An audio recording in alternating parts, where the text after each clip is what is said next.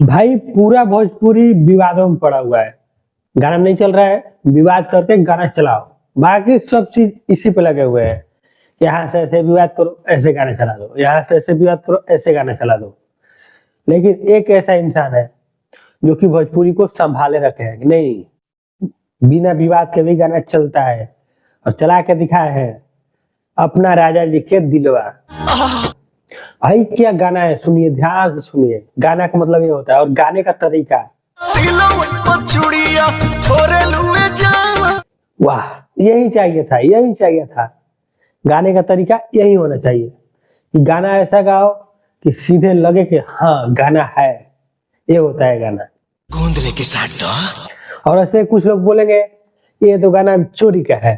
क्या मायला, एक गोली राजा का गाना है, जिंदगी में जहर, जो गाना है वो गोल राजा का है, उसी ट्रैक पर गाया हुआ है। तो आपके इंफॉर्मेशन के लिए मैं बता दूं कि ये गाना चोरी का बिल्कुल नहीं है। पहले ही फैसला कर ले, ये 50 शेड्स ऑफ बकचोदी मुझे समझ में नहीं आ रही है। क्या ये बात भी क्लियर कर ही देता हूँ कि क्यों चोरी का नहीं है। ट्रैक सेम है, मैं भी मानता हूँ ट्रैक सेम है, लेकिन चोरी का नहीं है।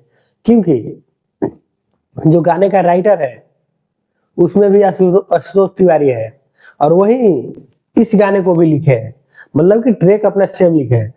तो ये चोरी का नहीं हुआ। काहे कि अगर मान लो चलो कि मेरा कोई सामान है, अगर मैं पहले इस आदमी के पास था, यहाँ से उठाकर अब उस आदमी को दे दिया, वो चोरी नहीं हुआ। मेरा सामान है, मैं जिसको दूं मेरी मर्जी।